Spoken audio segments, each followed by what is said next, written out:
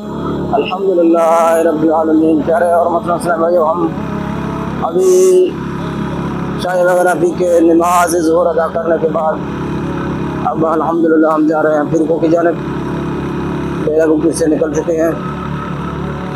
ये डेरा बुक्की की पहाड़ी इलाका है। आप देख रहे हैं लोगों के माल मवेशी चल रहे हैं। बहुत खूबसूरत इलाका है अल्हम्दुलिल्लाह माशाअल्लाह।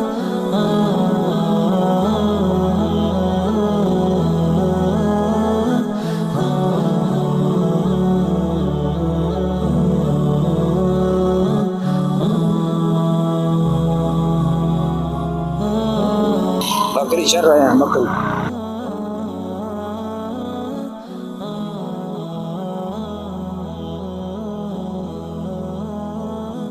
आगे एक बहुत बड़ा चढ़ाई भी है, वो भी इंशाल्लाह आपको दिखाएंगे।